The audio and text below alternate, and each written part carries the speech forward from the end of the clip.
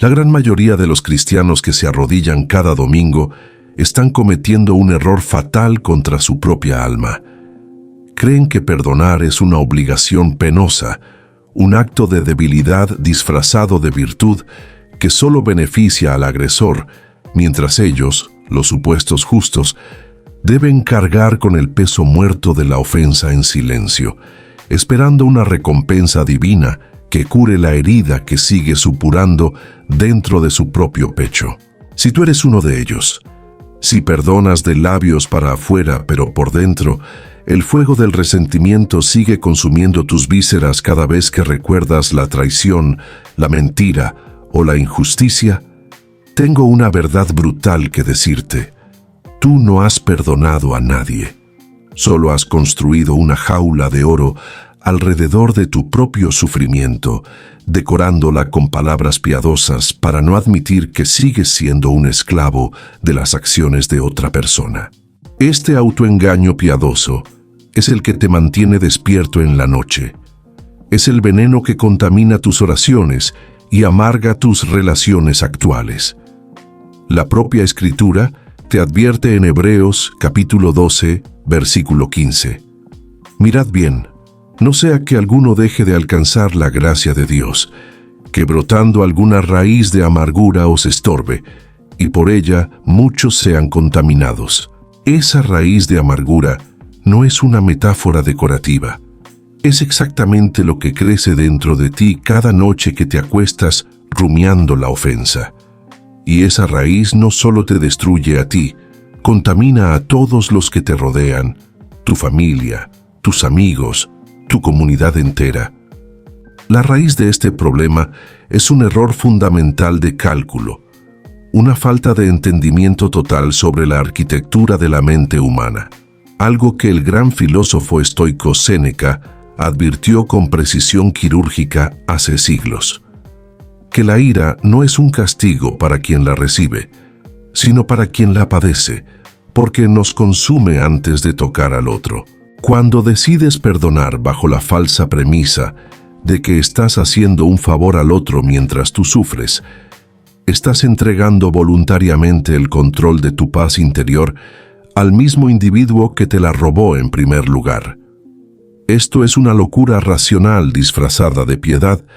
Es la manifestación de un ego herido que se niega a soltar la justicia que el mundo exterior nunca le dará. Estamos aquí para desmantelar esta visión infantil y patética del perdón que te han enseñado y que solo te genera ansiedad por el futuro que no puedes controlar. Como discípulo del entendimiento, debes mirar a la cara de Marco Aurelio cuando, en las Meditaciones de Marco Aurelio, libro 2, párrafo 1, se recuerda a sí mismo que las personas que te dañan lo hacen porque son ignorantes de la verdadera naturaleza del bien y del mal, no porque tengan el poder sobrenatural de afectar tu virtud. Tu dolor no proviene de lo que te hicieron, sino de tu juicio sobre lo que te hicieron. Ese juicio es la única cosa que realmente te pertenece y es lo único que estás malgastando en resentimiento. Vamos a reinterpretar el perdón, no como un acto de caridad hacia tu enemigo, sino como un acto supremo de higiene mental y rebelión para ti mismo. Una rebelión contra la esclavitud de tus propias emociones. Porque como dice el apóstol Pablo en Efesios, capítulo 4, versículos 31 al 32. Quítense de vosotros toda amargura, enojo, ira, gritería y maledicencia, y toda malicia. Antes sed benignos unos con otros, misericordiosos, perdonándoos unos a otros, como Dios también os perdonó a vosotros en Cristo. Fíjate bien en el orden. Primero quita la amargura, después perdona. No al revés. La Biblia no te pide que perdones mientras te pudres por dentro. Te ordena que limpies primero el veneno y luego actúes desde la misericordia. En la próxima sección, vamos a diseccionar por qué esta deuda que crees que te deben no existe y cómo aferrarte a ella solo revela tu propia debilidad ante el destino que, según la voluntad divina, te ha tocado vivir. La mayoría de los cristianos vive atrapada en una contabilidad espiritual fallida que destruye su paz día tras día. Creen que el perdón consiste en cancelar una deuda que el otro les debe, asumiendo erróneamente que esa deuda es real y tiene un valor intrínseco que les pertenece. Aquí es donde tu lógica tropieza con tu propio orgullo y te condena a un sufrimiento perpetuo. Si alguien te traiciona, asumes que te debe lealtad. Si alguien te roba, crees que te debe restitución. Si alguien te insulta, juras que te debe respeto. En la oscuridad de tu mente, mantienes un libro contable donde registras con sangre cada herida, esperando que el universo o el agresor equilibren la balanza para poder sentirte libre. Este es el origen exacto de tu agonía constante, porque estás esperando que alguien te devuelva una moneda que ya no existe en un mercado que ya cerró para siempre. Jesús mismo lo dejó claro en Mateo capítulo 6, versículos 14 y 15.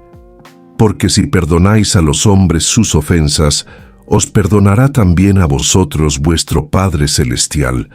Mas si no perdonáis a los hombres sus ofensas, tampoco vuestro Padre os perdonará vuestras ofensas. No es una sugerencia amable, es una advertencia directa. Mientras tú mantienes ese libro contable abierto contra el otro, Dios mantiene el suyo abierto contra ti. La deuda que crees que te deben se convierte en la deuda que tú mismo acumulas ante el cielo. El error de juicio fundamental que mencionaba Lucio Anneo Séneca en su obra Sobre la ira, libro 1, capítulo 1, es que permitimos que la ira se convierta en una pasión ciega que nos hace creer que el castigo al otro es la única medicina para nuestra propia alma.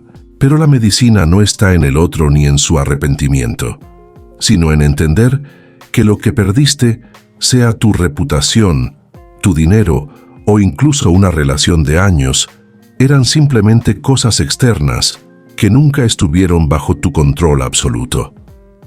Según las enseñanzas de Epicteto en el Enquiridión, capítulo 1, existen cosas que dependen de nosotros y cosas que no dependen de nosotros. Tu honor verdadero no depende de lo que un ignorante diga de ti en la plaza pública o en una red social, sino de cómo respondes tú ante la calumnia desde tu propia virtud interior. Al sentirte herido y exigir una reparación emocional, estás admitiendo ante el mundo que el otro tiene el poder divino de definir quién eres y cuánto vales. Estás validando el pecado del agresor al darle la importancia de una catástrofe cósmica a lo que no es más que el movimiento errático de una mente confundida. El perdón bíblico a menudo se malinterpreta como una carga pesada, porque tu ego se niega a aceptar que la deuda es una ilusión creada por tu propia vanidad herida. Creemos que somos tan importantes, que cualquier error ajeno contra nosotros debe ser compensado con nuestro propio martirio emocional, para que el mundo tenga sentido. Pero el universo no te debe nada, y el agresor, sumido en su propia ceguera moral, mucho menos. Al mantener viva la idea de que te deben algo, te conviertes en el carcelero de una prisión vacía, donde el único prisionero real eres tú mismo. La verdadera libertad surge en el instante exacto en que quemas ese libro contable y comprendes que el otro no te ha quitado absolutamente nada que sea esencial para tu carácter o tu relación con la verdad. Si tu paz depende de que alguien venga a pedirte perdón de rodillas, has convertido a tu enemigo en tu dueño y señor. Proverbios capítulo 19, versículo 11. Lo dice con una claridad demoledora.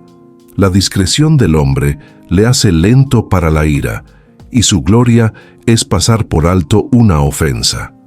Tu gloria, no tu debilidad. Pasar por alto la ofensa no es cobardía. Es la marca del hombre sabio que entiende que su paz vale infinitamente más que cualquier deuda imaginaria.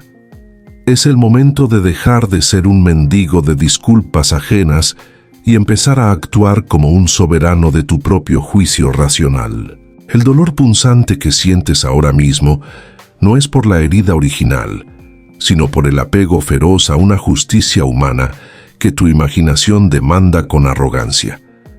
Entender que no hay deuda que cobrar es el primer paso para dejar de ser una víctima de las circunstancias y empezar a vivir con la autoridad de un hombre libre. Sin embargo, para que esta liberación sea total, debes estar dispuesto a mirar más allá del acto ofensivo y comprender la mecánica defectuosa que mueve a los hombres a lastimarse entre sí, un conocimiento que transformará tu desprecio en una lógica implacable de compasión que pocos logran alcanzar. Para romper las cadenas del resentimiento, debes dejar de ver a quien te dañó como un monstruo todopoderoso y empezar a verlo como lo que realmente es, un hombre ciego caminando en una habitación llena de cristales. La mayoría de nosotros sufrimos porque atribuimos una maldad sofisticada y consciente a los actos de los demás, cuando en realidad la inmensa mayoría de las ofensas son subproductos de la estupidez, el miedo o una profunda ignorancia espiritual. Marco Aurelio, en sus Meditaciones de Marco Aurelio, libro 2, párrafo 1, nos instruye a comenzar cada día recordándonos que nos encontraremos con el indiscreto, el ingrato, el insolente, el mentiroso, el envidioso y el insociable. Él no dice esto para amargarnos, sino para prepararnos racionalmente bajo una premisa ineludible. Todas estas personas son así porque no conocen la verdadera naturaleza del bien y del mal. Cuando alguien te hiere, está operando bajo la falsa creencia de que su acción le traerá algún tipo de beneficio, placer o alivio. Es una falla en su motor de juicio, un error técnico en su arquitectura mental. Imagina por un momento que te enfureces con un ciego porque te ha empujado accidentalmente en la calle, o con un sordo porque no ha respondido a tu saludo. ¿Sería lógico sentir un odio visceral hacia ellos? Por supuesto que no. Sería una señal de tu propia falta de entendimiento sobre sus limitaciones físicas. Lo mismo ocurre con el alma humana. Aquel que miente, que traiciona o que busca activamente dañarte, tiene el alma lisiada. Su percepción de la realidad está tan distorsionada que cree que el mal es su camino más corto hacia el bienestar personal. Esta es la base de la verdadera compasión estoica, que no es un sentimiento blando o sentimental, sino una conclusión lógica implacable. Es aquí donde la enseñanza bíblica alcanza su punto más alto de racionalidad y fuerza. Cuando Jesucristo dijo desde la cruz, según Lucas, capítulo 23, versículo 34, «Padre, perdónalos porque no saben lo que hacen», no estaba pronunciando una frase poética para conmover a las masas futuras. Estaba declarando una verdad técnica y profunda sobre la condición humana en ese momento exacto. Aquellos hombres no entendían la magnitud de su acto ni la naturaleza de la virtud que estaban intentando destruir porque estaban sumidos en la oscuridad de su propia ignorancia. Eran herramientas biológicas movidas por el error. Si tú te permites odiar a alguien que actúa impulsado por la ignorancia, te vuelves tan ignorante como él en ese mismo instante. Estás permitiendo que el error ajeno genere un error todavía mayor en tu propio juicio y en tu propia paz interior. El dolor punzante que sientes es el resultado de esperar que una máquina rota funcione perfectamente. Te quejas de que el hombre injusto sea injusto, lo cual es un acto tan absurdo como quejarse de que el fuego queme o de que una piedra caiga por la gravedad.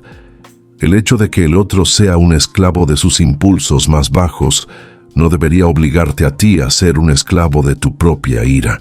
Perdonar bajo esta luz es simplemente el acto de reconocer que el otro no es digno de tu perturbación mental porque carece de la luz de la razón. Es aceptar que el mundo está lleno de hombres que actúan sin sabiduría y decidir firmemente que tu virtud no será sacrificada en el altar de su ceguera. El propio Cristo lo ordena en Lucas, capítulo 6, versículo 37. No juzguéis y no seréis juzgados. No condenéis y no seréis condenados. Perdonad y seréis perdonados. Observa la mecánica perfecta. Al dejar de condenar al ignorante, te liberas a ti mismo de la condena. No es un acto de caridad hacia el otro, es un acto de supervivencia espiritual para ti. Al ver al agresor como un ser defectuoso en lugar de un enemigo poderoso, le quitas el arma más grande que tiene contra ti, tu atención emocional y tu juicio de dolor. Has dejado de ser el blanco de su maldad para convertirte en el observador sereno de su miseria moral. Pero no te equivoques, esta comprensión es solo el inicio de la curación. Para que tu alma recupere su soberanía absoluta, debes aprender a ver el perdón no como un regalo que le haces al otro por lástima, sino como el acto supremo de higiene personal que evitará que tu propia alma se pudra desde adentro por el contacto con el veneno ajeno. En la siguiente etapa, comprenderemos cómo tu propio ego es el que realmente te mantiene atado al recuerdo de la ofensa y cómo desmantelar esa imagen idealizada de ti mismo para encontrar la paz definitiva. El mayor obstáculo para tu liberación no es la gravedad de la falta cometida en tu contra, sino el tamaño desmesurado de tu propio ego. Sufrimos porque nos hemos convencido de que somos demasiado importantes para ser traicionados o demasiado valiosos para ser ignorados. Cuando alguien te ofende, lo que realmente duele no es el hecho objetivo, sino la herida que ese hecho inflige en la imagen idealizada que tienes de ti mismo. Te preguntas con rabia cómo alguien se atrevió a tratarte así, y en esa pregunta se esconde la semilla de tu esclavitud. El perdón en su esencia más pura y racional no es un sacrificio heroico que haces en favor de otro, sino un acto de higiene profunda para tu propia alma. Si dejas que el resentimiento se asiente, estás permitiendo que la podredumbre ajena infecte tu propio carácter y nuble tu juicio. Santiago, capítulo 1, versículos 19 y 20, lo expresa con una precisión que debería grabarse en tu mente. Todo hombre sea pronto para oír, tardo para hablar, tardo para airarse, porque la ira del hombre no obra la justicia de Dios. Escucha bien eso. Tu ira no produce la justicia de Dios. Cada segundo que pasas alimentando el rencor no te acerca ni un milímetro a la justicia que buscas, solo te aleja de la paz que Dios diseñó para ti. Lucio Anneo Séneca, en su obra Sobre la Clemencia. Libro 1. Capítulo 5. Enseñaba que la grandeza de alma consiste en despreciar las injurias, pues aquel que se siente herido por ellas se muestra inferior a quien las lanza. Al aferrarte al dolor, estás declarando que la acción del otro es más poderosa que tu capacidad de permanecer imperturbable. Debes entender el perdón como el acto de lavar una herida. No lavas la herida para agradecer al cuchillo que te cortó, sino para evitar que la infección te destruya a ti mismo desde adentro. En la perspectiva del amor fati, o el amor al destino, comprendes que lo que sucedió ya forma parte del tejido inalterable de la realidad. Luchar contra el pasado es una guerra perdida que agota tus fuerzas presentes y te distrae de tus deberes actuales. La tradición bíblica nos llama a la mansedumbre no como una forma de cobardía, sino como la máxima expresión de fuerza interior y dominio propio. Marcos, capítulo 11, versículo 25, lo conecta directamente con tu vida de oración. Y cuando estéis orando, perdonad, si tenéis algo contra alguno, para que vuestro Padre que está en los cielos os perdone también a vosotros vuestras ofensas. Piensa en la gravedad de esto. Cada vez que te arrodillas a orar con resentimiento en el corazón, tus propias palabras rebotan contra el techo porque has bloqueado el canal de comunicación con Dios al negarte a soltar la ofensa. Un hombre que no puede ser perturbado por la maldad externa es un hombre que ha alcanzado la verdadera soberanía sobre su propia existencia. Tu ego exige justicia humana inmediata, pero tu razón exige paz espiritual duradera. Para alcanzar esa paz, debes estar dispuesto a sacrificar tu necesidad de tener razón y tu deseo infantil de ver al otro sufrir. El perdón es el proceso de retirar los escombros de tu mente para que la virtud pueda volver a florecer con fuerza. Es una decisión estratégica que limpia tu visión y te permite ver el mundo tal como es, sin el filtro distorsionador del rencor acumulado por años. Al soltar la identidad de víctima, recuperas inmediatamente el poder que le habías cedido a tu agresor de manera voluntaria. Ahora que has comprendido que el perdón es para tu beneficio exclusivo y que tu orgullo es el único muro real que te separa de la libertad, es necesario pasar a la ejecución táctica de este conocimiento para blindar tu mente contra cualquier ataque futuro y asegurar que nadie vuelva a tener las llaves de tu bienestar. Ahora que has desnudado tu ego y has entendido la ceguera de los hombres, es momento de aplicar la cirugía final a tu mente mediante la práctica constante de la dicotomía del control.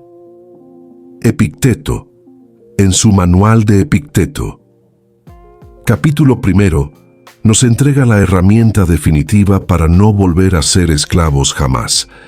Debes dividir el mundo en dos esferas brutales y claras. Lo que depende de ti, que son tus opiniones, tus impulsos, tus deseos y tus rechazos, y lo que no depende de ti, que es todo lo demás, incluyendo las acciones de los otros.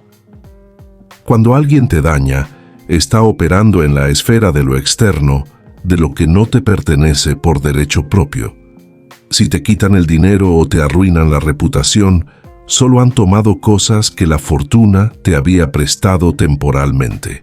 Tu verdadera propiedad, tu virtud y tu capacidad de elegir tu propio juicio sigue intacta a menos que tú decidas entregarla. La transformación práctica ocurre cuando cambias el nombre de los eventos en tu mente. Deja de decir que has sido víctima de una traición y empieza a decir que has recibido una información valiosa sobre el carácter de otra persona. El hecho no ha cambiado, pero tu juicio sí. La traición del otro es su problema moral, no el tuyo. Tu problema sería permitir que esa traición corrompa tu propia integridad. El perdón bíblico se convierte entonces en un ejercicio de alta estrategia mental. Cuando Pedro le preguntó a Jesús en Mateo, capítulo 18, versículos 21 y 22, «Señor, ¿cuántas veces perdonaré a mi hermano que peque contra mí? ¿Hasta 7? Jesús le respondió, «No te digo hasta 7, sino aún hasta 70 veces 7». No era una cifra literal, era la destrucción total de la contabilidad del rencor. Jesús le estaba diciendo a Pedro que dejara de contar, que el perdón no tiene un límite numérico porque no es una transacción comercial, sino un estado permanente de soberanía interior. Al bendecir a los que te persiguen, no estás haciendo un favor sentimental, sino que estás entrenando a tu cerebro para dejar de percibir al otro como una amenaza capaz de tocar tu alma. Estás rompiendo el vínculo de miedo y odio que te une al agresor. Si puedes desear que esa persona encuentre la sabiduría necesaria para dejar de ser un ignorante, entonces has recuperado la soberanía total sobre tu territorio emocional. Nadie puede herirte sin tu propio consentimiento, y ahora posees el escudo de la razón para desviar cualquier flecha externa. Esta es la paz que sobrepasa todo entendimiento, porque no nace de que el mundo sea justo, sino de que tú has decidido ser invulnerable a su injusticia. Has aprendido a ver la realidad sin el velo del juicio herido y ahora estás listo para dar el paso definitivo hacia una vida donde nada ni nadie tenga el poder de volver a perturbar la quietud sagrada de tu espíritu. Finalmente, has llegado al punto donde la teoría debe morir para que nazca tu nueva naturaleza.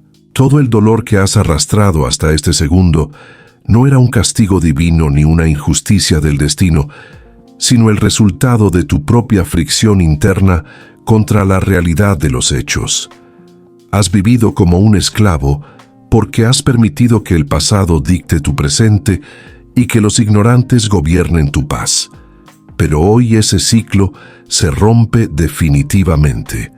La solución no es un evento externo que borre lo ocurrido, sino la aplicación implacable de tu razón sobre el caos emocional que te dominaba. El apóstol Pablo lo selló en Romanos capítulo 12, versículos 19 al 21.